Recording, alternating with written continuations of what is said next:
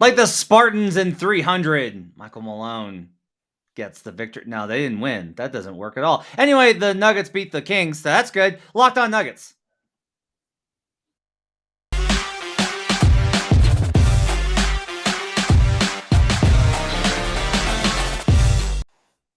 Welcome to Locked On Nuggets, your daily Denver Nuggets podcast, part of the Locked On Network, your team every day. My name is Matt Moore. I'm the senior NBA writer for the Action Network and the Nuggets insider for 104.3 The Fan in Denver, joined by Adam Mares. He's director of content for DNVR, thednvr.com. Thanks for making this your first listen each and every day. We're free and we're available on all platforms.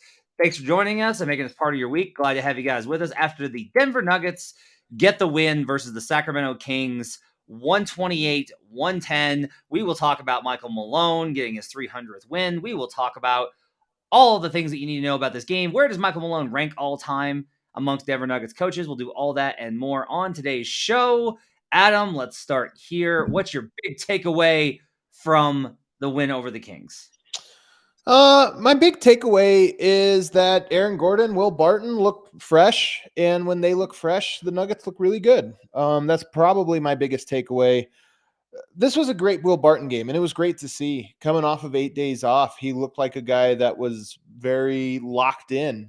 And as Nikola Jokic talked about after the game in the post-game commentary, not just on the offensive end, also on the defensive end. So it was a great game by Will, and the game wasn't that close in my opinion. You might disagree with me, but this game to me was like a blowout that was disguised by a couple two really dumb 2-minute stretches for Denver where they collapsed. They blew 15-point leads.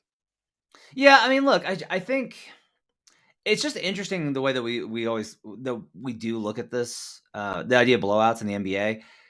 There are teams that will just go up 20 on you and stay up on you. Like the Suns do that a fair amount. Like they'll just go up 20. But even the Suns, they were actually in a close game with the Thunder at half, and it was a 10-point game. It was actually a 7-point game with 5 minutes left tonight. And then they won by 20. They just were able to get separation at the end. And I know that because I bet the Thunder plus 10.5. Thank you for that, Suns. But typically speaking, you do not see a game where it's just one team just goes up by 30 and then coasts. Like the 28-2 run by the Celtics over the Nets a couple weeks ago, that doesn't happen very often. It's you win a little bit, you hit one little break that causes separation, maybe you hit a little bit more of one, and then that's how it goes. And so that's that's typically how a blowout goes. I tend to agree with you. I thought Sabonis had that good stretch in the third quarter. I thought the third quarter was actually really interesting because it was Sabonis had a really great quarter. Will and Aaron had really good quarters. Jokic wasn't all that good in the third. He was great in the fourth. And then that weird sequence where Aaron turned it over on the inbounds pass and then had the block shot and then Bones got blocked at it's just like you said, that dumb stretch in the third quarter made this game look closer than it was. I honestly think this one is my big takeaway outside of Will Barton, Willie B buckets and the B stand, or Willie B Barton and the B stands for buckets, is this was a really good win in that this is the model. This is the model, right? 3 good starter stints, 1 bad starter stint, 1 bad bench stint, 1 really good bench stint. And when it got to be the fourth quarter, they get the bench held the lead and the starters came back in and Jokic and Barton were like, we're done here. It's over. We're done. You can give a shout out to your guy because I thought there was one player on the bench that in particular really stood out tonight. Actually, there was 2 because Austin Rivers I thought had good moments as well. But JaMychal Green, that second unit, the Kings do the thing, and maybe this is the regular rotation. It probably is. But Sabonis plays, half of his minutes against the starters and then half the minutes against the bench. And of course, Denver does not have a backup center. Sabonis is a true center. He's a big guy. And so you really needed somebody to go in there, try to either get stops or get rebounds. And in the first in that second quarter, Sabonis scored 14 points in 3 minutes and Denver had no answer for him. But to your point, in the fourth quarter, the second time around when that rotation happened, Denver's bench versus Sabonis, JaMychal Green, hit a big-time shot, drew a couple fouls inside by just crashing the glass, and really made a big impact that made it so that Denver could – I don't know if they won those minutes or if they just held even in those minutes, but either way, it was what they needed. My thing with Barton has been that he needed a break. Like, I've been on that train about like, no, I do not think Will Barton is broken. I just think that he really needs a break. I think that Yeah. like his body needs a rest. And sure enough, like he gets 10 days rest. He comes back and he has this 30-point performance. Is he Now back? I don't know, like he'll be back for a little bit, but then he's gonna Okay. get tired again. Like I that's know the problem. 24 Like, games is far enough away that it's like, yeah, there's still a lot. 23 games. yeah. 23 games now. Yeah, and I mean this is honestly why like they need to get some separation. They need to go on a stretch run, and so they can rest him up. I think keeping Barton healthy in this next stretch is pivotal. Like it's really crucial that they keep him. Is match streaks over? Says no. Go back to last night, sir. Kyle Lynch in the Are we comments. Is match sure? streak over since he said the Nuggets would lose to the Kings tonight? I said He they would said they'd lose split. one of the two. Oh I gosh, said they now would here lose we have one of Matt the rooting two. for the loss tomorrow. Oh no, or on Saturday. So no, sir. No, sir. I said they would lose one of the two to the Kings. Go back and listen, Kyle. No. Streak's not over yet. It might be over on Saturday. But I look, we've had this conversation a million times, but I do want to keep saying it. And the reason I want to keep saying it is I think it's important for like we are part of the Nuggets online community, and I think it's important to keep reiterating the point, which is Will Barton's a good NBA player. Like Will Barton is a good NBA player. He makes the Nuggets better. And for all of the games where he's not good, and there are those games, there's a lot of them. Like he's not a starter that's going to get if Will Barton was the guy that Nuggets fans want him to be, Will Barton would make 25 million a year. But he Right. doesn't. Right. But he makes what he makes, and he gives you games like this, and he gives you enough of them. He gives you enough moments. Will Barton was really good tonight, and they needed it, and it was a really good win coming out of the All-Star break, even versus a pretty bad opponent. Yeah, there's no question about it. I mean, he's supposed to be the fourth or fifth best option in that starting lineup, and as that guy, that's great. There's not a lot of fourth or fifth options that can be your best player on a given night. And Barton tonight, while he wasn't the best player, he certainly was the best scorer tonight that they needed. So it was a good game. I'm with you. There's 23 games left. It's a sprint, but it's a long sprint. And Yeah. I just hope he can hold up because tonight, like first play of the game, by the way, that dunk he had was another one of those ones where you're like, oh yeah, I forgot. Will used to be super athletic. Right. Will. So many 82 game seasons ago, Will Barton used to be really athletic. There's more to talk about in this game. I thought Jokic in the fourth quarter was masterful. Like really good ball movement. There was a sequence, and I called this out on Twitter. I thought this would to me was like the play of the game. The Kings decided to switch, and Barton had Sabonis on a switch, and very easily could have gone into dribble. You know, trying to cook Sabonis one-on-one. He made the elbow pass to get Jokic the ball in the mismatch on the inside. yeah, Like, just I've got a mismatch, but Joker's got a better one, and that's just like a really nice moment in the game. I thought. Barton, he took a 17 shot, so he led the team in shooting, but I didn't feel like he was forcing it. There was two mid-range shots, one of which he hit that I hate. Like he dribbled the ball up to like 18 feet and took them. But to your point, he had it going tonight. Like he was on fire really the whole game, but he never heat checked, which is for him. That is one thing he's not great at. He does like to heat check. Tonight, I don't think he really took any heat checks. I agree with that. I think a lot of it, though, and I'll continue to say this, is that I don't think that Nikola Jokic struggles for touches. I just don't. Like, I don't feel like he doesn't get enough touches. Yeah. I think the fact that he has the numbers that he has with a lower usage than certain other players that will go nameless in this discussion is notable. I don't. But you what? I don't. I think the usage stat just like Jokic's usage is really high. It's just the way the usage stat works. Sure.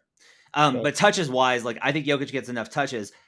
I just think it's healthy for the Nuggets to have opportunities for other guys to get theirs. Yeah. I think it's good for and I do think it's good for other guys to get theirs without Jokic having to feed it to them. Right. Like they'll take those. Like they like those. Those help their numbers and those help their careers, their stats for them to get paid, etc. But I do think it's good for other guys to be able to create. And I thought Aaron Gordon's third quarter, outside of the boneheaded turnover and the one where he got blocked, which I thought was actually a foul, like Gordon hit a nice soft turnaround. He had a great take in the corner where he got around. Like I thought Aaron Gordon was really good in the third quarter. And like having those, there's trust in Aaron Gordon to produce offense, and he's not, because he's taken such a step back from what he was in Orlando. But I think it's good on nights like this. I think it's better when the team isn't like, we have to get the ball to Jokic or we can't do anything. I think it's good for them to have options for other guys to create. Yeah, I don't know that they have a ton of those options, but tonight they did, so it was nice. I just don't know if it's a winning ticket to expect Barton or even Aaron Gordon to kind Well, of it's create. about like, I'm not saying this much, Adam, but like it can be like, I think it's better for I'm agreeing Jokic. with you. I agree with you in principle. I agree with you in point. Like, no, even LeBron ran into this where he could do it, but at some point you ran into a wall and you didn't have any other options. Like, I'm 100% with you. I don't know that that's the winning formula until Jamal Murray comes back. Yeah. But once Jamal comes back, it also makes it like we saw this with Barton, right? Like Barton cooked a lot one-on-one in that stretch where they were actually healthy because like Barton's not getting the number 1 perimeter assignment. Yep. He's getting like the number 5 perimeter Yep. assignment.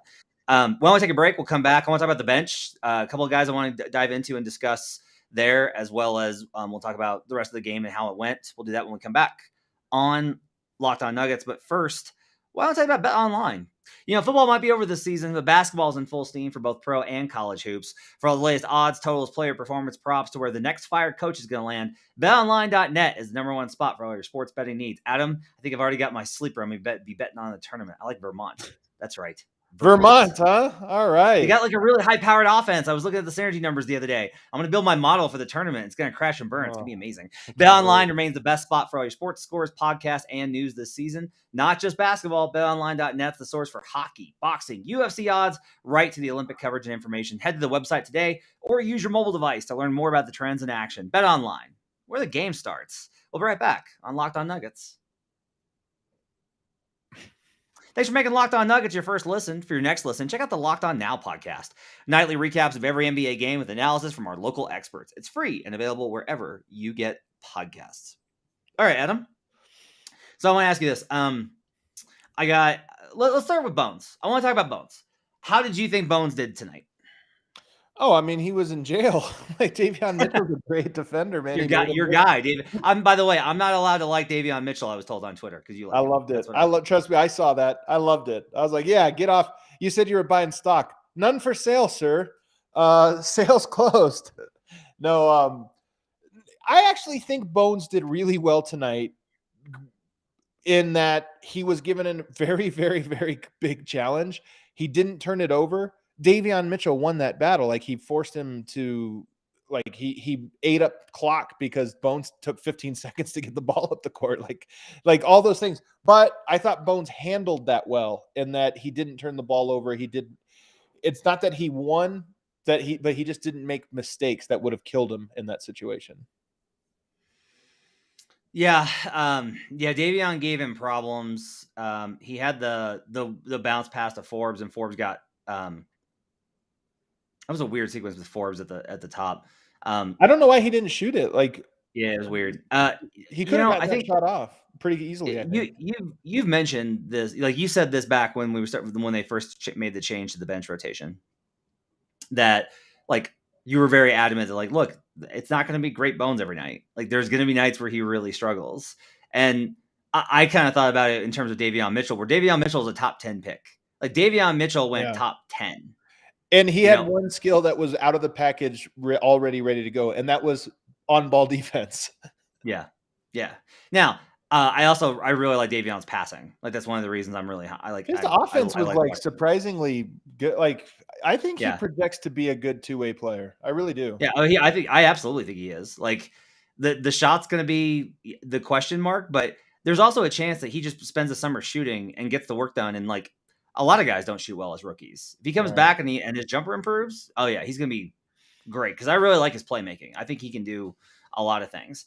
But getting back to Bones, like Bones is the 26th picked rookie point guard that's expected. Like there's a lot of rookies that play backup point.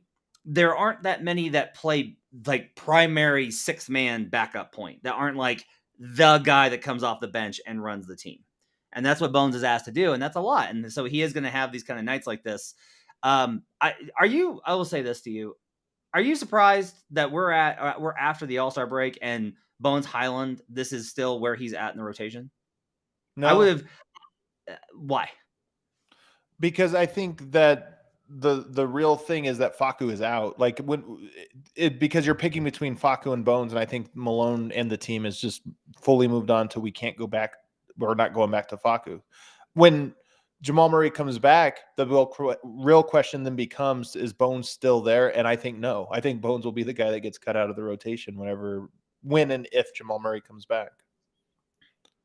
That's interesting. So Jamal comes back and like they just go to the rotation is just Jamal plays, eventually Jamal plays 30 minutes. Even if he Monte doesn't, it doesn't matter. Even if he doesn't play 30 minutes, he only needs to play 16 or 18 minutes because Monte would play 30 at that point. Yeah. And then your point guard spots are all done. I just don't think he's going to bump Bryn Forbes or Austin Rivers. Well, let's talk about Forbes. I know he's not your type of player. I do love what he's given them. Just having a guy that like you can count on is gonna hit a three. Just as this is a good shooting team. Like this objectively is a good shooting team. But having a guy that is very much like he's gonna be a threat from three. He's gonna give the bench that kind of boost. He's gonna do that. Like I really like what Forbes has given this team. I like the addition of Forbes even more honestly than I think I did when they traded for him. And that's rare. He's definitely growing on me in large part because he's starting to make his shots, which is big. I mean, he missed a lot of them early on. But to your point, the Nuggets bench tonight scored 34 points. How many times this year have we seen the Nuggets bench has like 12 points, 15 points, 20 points total? It's like Forbes just gives him another guy that's capable of making a shot or scoring in some way, usually off of a catch and shoot or off of like running off of a screen or something, but he can get to a floater zone or whatever.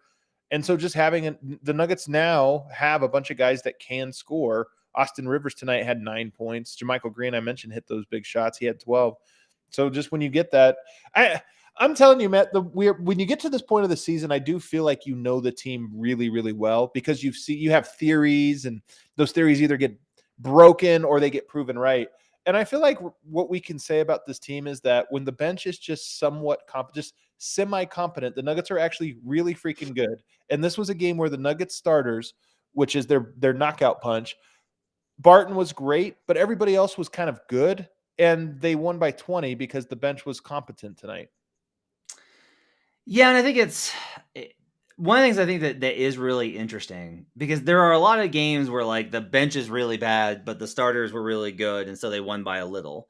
But you and I have talked about this throughout the year. It's been one of the themes, right?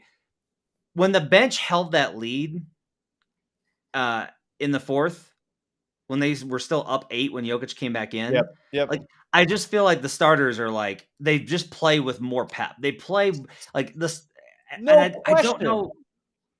It's fascinating to me to think about that. To think about, because like the team dynamics can be very much like, okay, they struggled, like we got to pick it up for them, or like these type of things. The starters almost really do seem to be like so excited for their bench teammates to have done well that boosts them, and they want to reward that. Like I'm really fascinated by like the social psychology of why the bench not being awful helps the starters. Some of it is if you're just up 8 points, the shot you take is not going to lose the lead. Meaning you're not like, okay, I got to score here or I got to get a stop. So you have a little bit less pressure on you and it's a little bit more free flowing.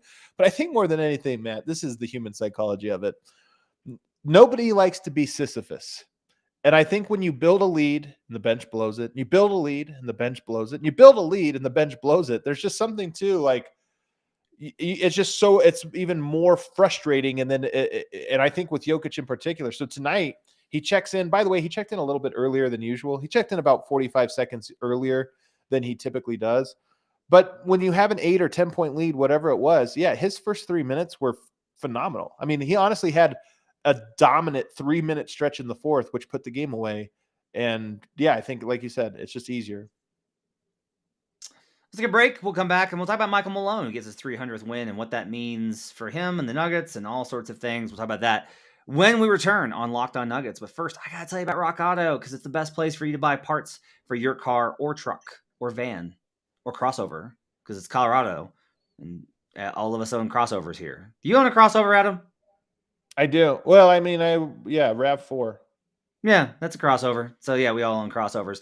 With the ever-increasing number of makes and models, it's impossible for your local auto chain parts store to stock all the parts that you need. So why endure often pointless or seemingly intimidating questioning like, is your Odyssey an LX or an EX? And wait while the person behind the counter orders the parts on their computer, choosing the only brand their warehouse happens to carry. You've got computers with access to rockauto.com at home and in your pocket. You get to save time and money when using Rock Auto. You will be able to use their easy-to-use catalog to find exactly what you need. And you're going to save 30%, 50%, sometimes even 100% for the same parts from a chain store or car dealership. Rock Auto is a family business serving do-it-yourselfers for over 20 years. Their prices are reliably low for every single customer. Go explore their easy-to-use website today to find the solution for your auto parts needs.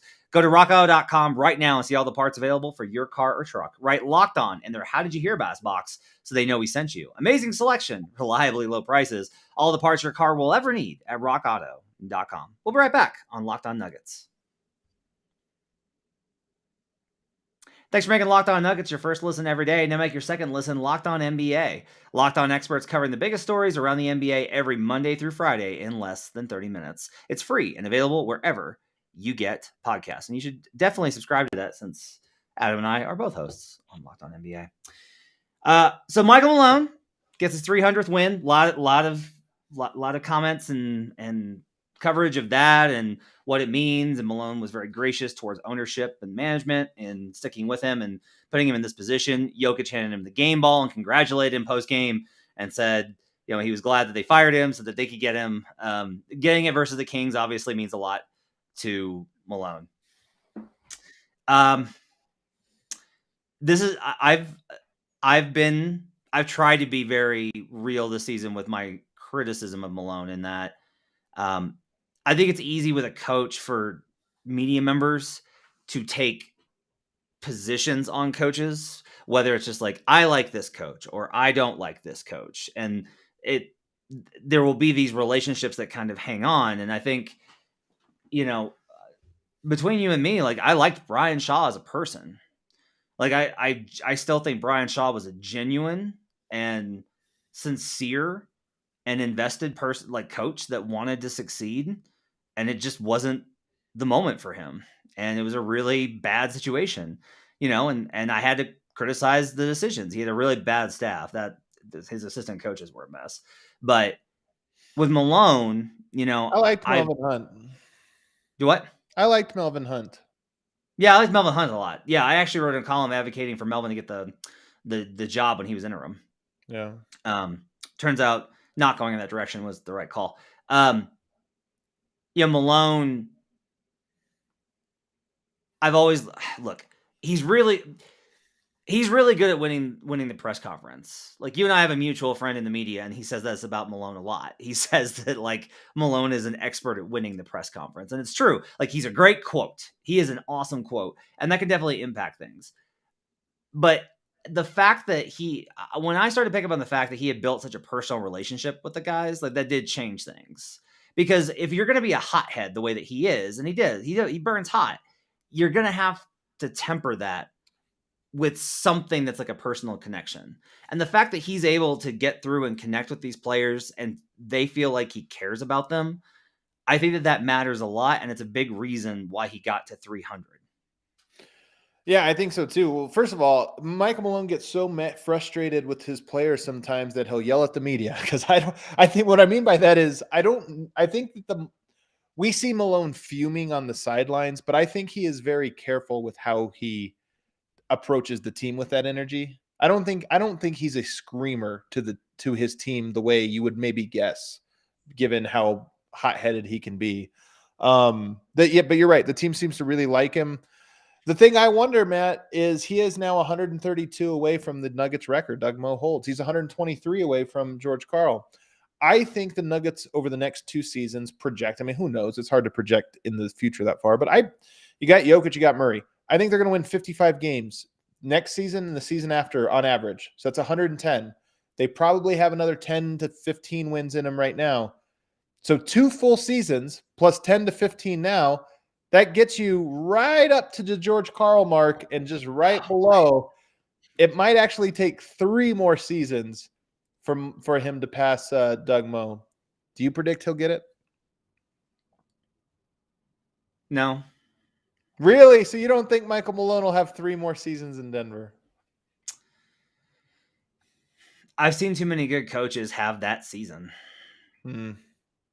This stuff is out of their control way more than the job of NBA coach is made out to be extremely easy, and it infuriates me when people talk about it that way. Like, it's talked about as if it's like, all you gotta do is show up and let the superstars do the work. Oh, right, yeah. There's It's so many insanely complicated, to be honest. Like, as I look at it and I go, like, I can't. No more could I picture being Steph Curry than could I picture being Michael Malone.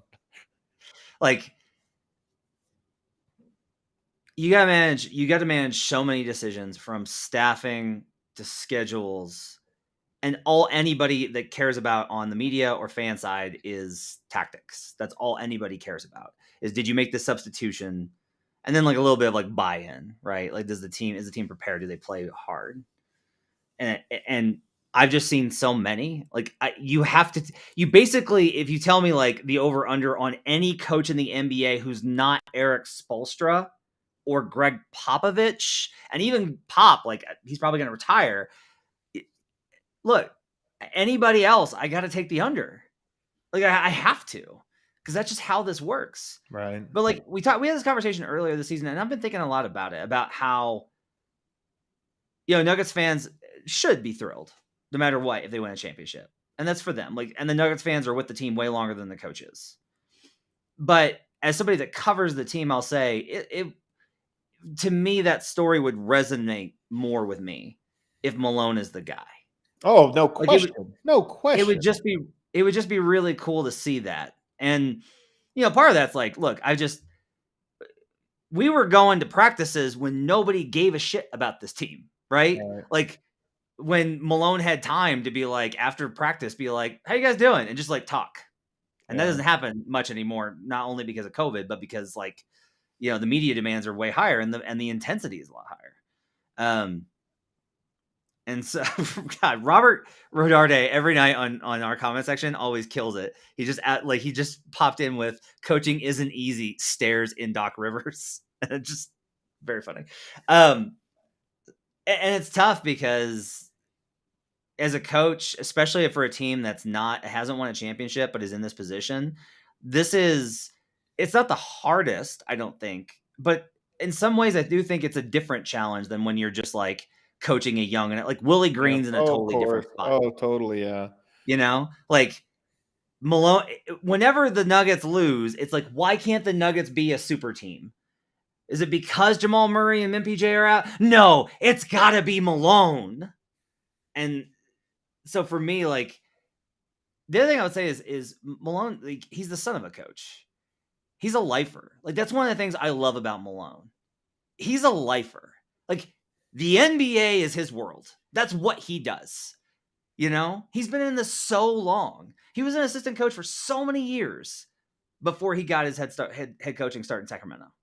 Yeah. And to see him get to this point is really it's awesome to me, to see a guy that loves what he does and loves coaching and loves the NBA enough to deal with all of the bullshit that comes with it. Don't get me wrong, paycheck's good, but paycheck's pretty nice. Yeah, the paycheck's pretty nice, but to put up with all of it and to get here, I think is really rewarding, especially because you see the connection that he and Jokic have, and he and Jamal have.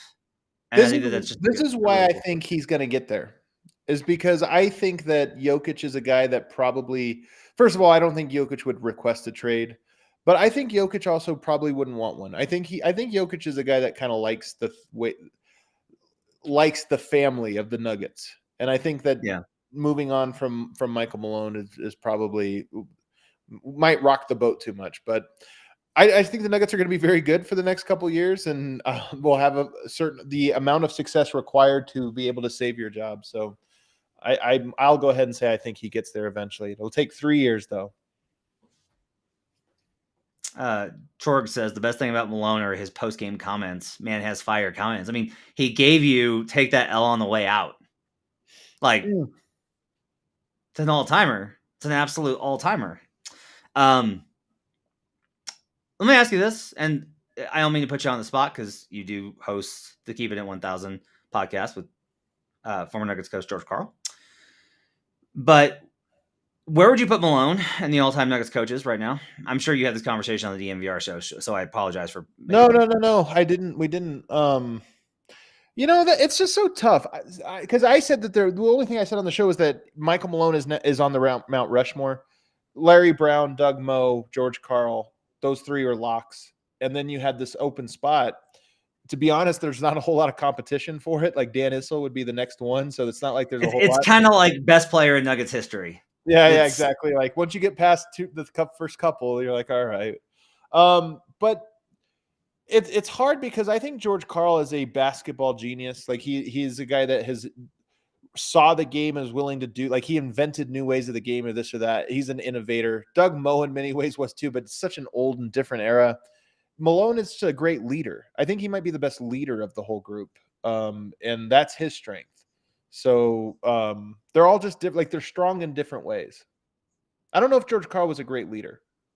He might have been, but I think he was a very good mind. I like that. I like that. I like that the way that you put that. Leader. I think Malone being a leader is very evident. That to me seems like the Nuggets definitely. And I'll say this: like there were times this season when I started to question it. They still seem like they're like, we'll follow you, like we're with you. Yeah. And I think that matters. And maybe a lot of that's Jokic's relationship with him. Because the star relationship is more important than anything. No question. But this is the thing. What would George Karl's Nuggets tenure look like if he had, instead of Carmelo Anthony, he had Nikola Jokic? Like just half of the problems of that era probably go away. It's honestly like, this is not trying to take away from Greg Popovich, but like he had Tim Duncan, the ultimate guy that was like, yeah, whatever coach says. Yeah. I'll reiterate it. And I think Jokic's very similar in a lot of ways there that allow for a great leader to do great things. Whereas if you give him a disgruntled star who's always looking the other way, like doesn't matter how good of a leader you are if people aren't willing to follow. Before we get out of here, I haven't hit this yet. I gotta ask you, why? Because you like we were talking pregame, and you're like the Wolves won again. Like you're really worried about the play-in. You're very worried about the play-in. Yeah, I don't want it. Like just for the stress and the randomness. Yeah. Because like to me, I look at it and I'm like, the Nuggets aren't losing in a one-game environment. Probably not. But even if you win, you probably play the Warriors, which is, again, it's just a harder matchup than that's the other part of it is, oh, you only have to win 1 out of 2. Yes, but if you lose the first one, that means even if you win, you play the Suns. And if you do go to the play-in at all and you win, you still might play the Warriors versus you get a whole week off and then you get to play, the Grizzlies, or whoever else. To me, that's by far the better option. So that's all. But you know what? I already know how it's going to go. Dallas is going to keep winning. Minnesota is going to keep winning. Denver's just going to have to keep winning. The Western Conference once again. Yeah, I don't know. I think I don't know. I think one of them cools off. I honestly think I feel I would be willing to bet right now that the Nuggets will get the 5 seed. So that's what I feel. And I think here is an interesting question. Look, I'm very skeptical on the Memphis Grizzlies playoff chances because they're not good in the half court. And to me, it's just like you're getting into a playoff series and you're going to have to like handle these possessions, and it's about execution. And they're not an execution team, and that's I think going to be tough. I do kind of wonder. I know this seems insane. I get that this sounds insane.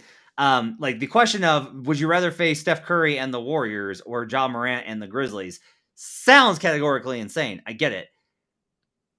I really like the Warriors matchup.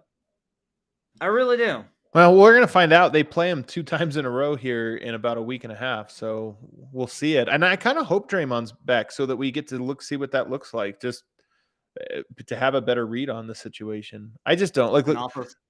The Warriors reached levels, man. The Warriors' peak is like nobody's beating them. They don't live there. They're not always at that peak, but they reach these levels where you're just like, how do you beat that? Yeah, it's interesting with Memphis being. Look, I always say this, that you don't pay attention to the regular season results of a season series. You should pay attention to what the matchups look like. Yeah. The fact that Memphis went 3-0 versus Denver this year, at least is like huh. Like, I would not have expected that. Do you agree? That doesn't mean anything to me. Like, those games are, well, you have to remember what the Nuggets look like in November and December. Like, that, it was just so non-representative of who they are. True. I mean, there was a 2-month stretch to start the season where Facu was starting, Rivers was starting, like, this guy was in, this guy was out. They just had no continuity they didn't have the same starting lineup for more than like 3 games in a row for 2 months. Yeah, for sure. And yet here they are. Here they are once again. Right now, I wish they played Dallas. I wish they played Utah. I wish they played Memphis now, because I want to see what it looks like. This is more representative of what the Nuggets will look like. It's insane to me that Denver played Utah in division 4 times before the All-Star break and not once after. It's crazy to me.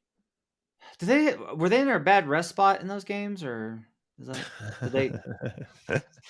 That too, but I'm just saying, like, you think the idea of playing a team 4 times is you get these little samples throughout the year, and instead they all happened in the same time, and it's like, well, there's a whole 2 months left of the season, or a month and a half left, and you couldn't fit a game in there. Honestly, this is what I love though about the NBA, and like, this is why the playoff race is so fun to me, is all of these teams are in the super frustrated mode now, and I love it, because you're like the Mavericks are 7-3 in their last 10. They've been on an absolute tear the last 2 months. Jokic or Luka's playing out of his mind.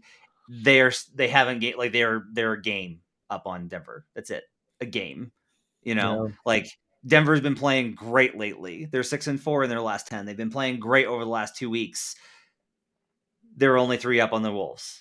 Like, right, yeah, can't get any separation. Nobody can get separation. It's great. If you're the Wolves, you're like, we're 7-3. We're actually making progress. We can do this. And then you look back, haven't and you're made like, up any ground. Yeah, haven't made up any ground. And the Clippers are 3 games back. Yeah, like they're right there with them. Yeah, Clippers and Lakers are 3 games back. Like, it's great. It's awesome. I love it. You get and what's funny is the Western Conference is the easier one. In the Eastern Conference, it's all like, oh, you lost? Yeah, you dropped 5 spots tonight because you lost a game. That's welcome to the Eastern Conference. So, all right. DJ, I see you in the comments. You are just a pessimist, man. I'm telling you. The Nuggets are down to their second and third best player. Come on, man. Come on. What was the comment? He's just complaining that Tim Conley hasn't brought anybody into the roster or something. It's like, come on, man.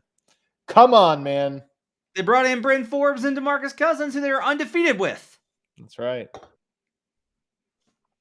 Yeah. You get a shot out there. All right. Thanks for joining us on Locked On Nuggets. Hope you guys have a great week. Weekend. There we go. It's Friday. We'll probably have one more show tomorrow night, wrap up the week, and then we'll catch you guys again over on Sunday after the second game versus the Sacramento Kings, which the Kings better win so that my streak continues. I don't care that I said that they would. I said they were going to lose one. This one was the one most likely to, but I did say 1 of 2. I am hanging on to the streak here. Thanks for joining us, everybody. Have yourselves a great weekend. Make sure to subscribe to the YouTube page. We'll see you guys again next time.